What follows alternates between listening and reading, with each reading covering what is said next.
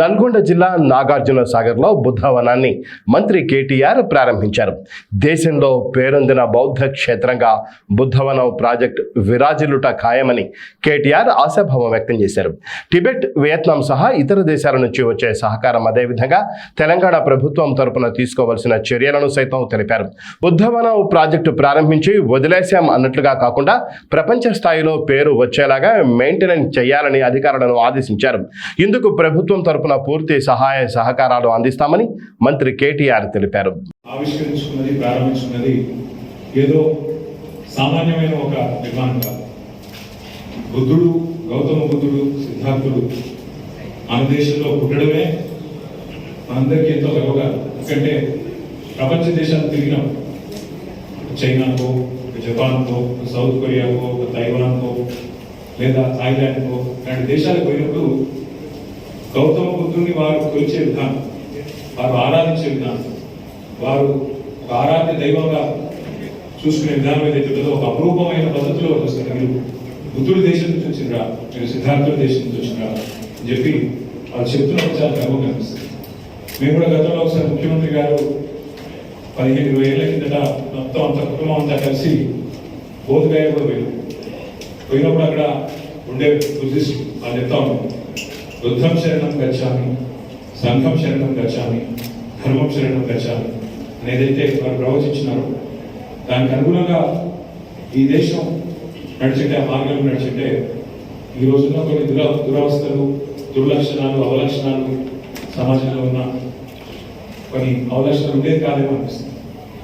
బౌద్ధం ఈ దేశంలో గౌతమ బుద్ధుడు ఆయన సర్వం పరిత్యజించి బయటకు వచ్చిన తర్వాత ఆయన శిష్యులు ఎంతో మంది ఎన్నో ప్రాంతాల్లో, ఇప్పుడే నాకు లక్ష్మయ్య గారు చెప్తాము, ఎన్నో ప్రాంతాలు శ్రీలంక కానీ, ఇతర దేశాలు, బర్మా కానీ, ఇతర దేశాలు కానీ ఆయన శిష్యులు ఎంతో మంది తన సారాన్ని, తన సందేశాన్ని తీసుకొని పోయి వ్యాపింపజేశారు.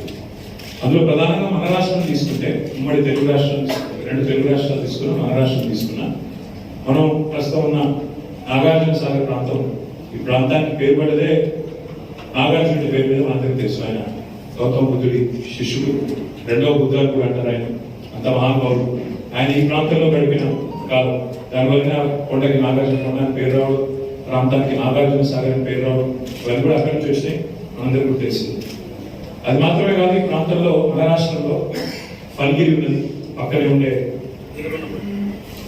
పక్కనే ఇదే జిల్లాలో, నల్గొండ జిల్లాలోని సూర్యాపేట జిల్లాలో ఫణిగిరి కొద్దిగా పక్కకి పోతే ఖమ్మం జిల్లాలో నేలకొండపల్లి ఉంది, అటు పక్కన కరీంనగర్ జిల్లాలో జూలికట్ట, అవతల పక్కన ఆదిలాబాద్ పోతే బాదల్పూర్తి. ఇట్లా ఎన్నో రకాల స్తూపాలు, చైత్యాలు, బౌద్ధానికి సంబంధించిన చిహ్నాలు ఎన్నో మనకు కనబడతా ఉంటాయి ఎక్కడ పోయినప్పుడు. ఇప్పుడే లక్ష్మయ్య గారు చెప్తా ఉన్నారు, ప్రపంచవ్యాప్తంగా ఎన్నో దేశాల్లో ఉండే బుద్ధిస్టులు బుద్ధుడు పుట్టిన దేశం భారతదేశం అని చెప్పి చాలా గర్వంగా, సంతోషంగా వాళ్ళు ఆయన జన్మస్థానానికి వచ్చే ప్రయత్నం చేస్తూ ఉంటారు. ఎట్లా అయితే మహమ్మదీయులు మక్కాకు పోయి ప్రార్థిస్తారు, ఎట్లా అయితే హైందవ ధర్మాన్ని ఆచరించే వాళ్ళు తమ తమ ఆరాధ్య దేవాలయం తిరుపతి కానీ, యాదాద్రి కానీ, ఇంకోటి కానీ వారు పోతారో, వైష్ణోదేవి కానీ, ఇంకోటి కానీ పోతారో, అదేవిధంగా ఎట్లయితే యాదులు జెరూసలేం పోతారో, ఎట్లా అయితే క్రిస్టియన్ సోదరులు వాటికన్ పోతారో, అట్లా బౌద్ధులు కూడా మన దేశానికి తరలి వచ్చే విధంగా ఈ దేశంలో ఉండే బౌద్ధ నామాన్ని తీర్చిదిద్దాల్సిన బాధ్యత మన మీద ఉన్నదని ఇప్పుడే లక్ష్మీ గారు చెప్తాం. ఎందుకంటే ఇది గొప్ప అవకాశం.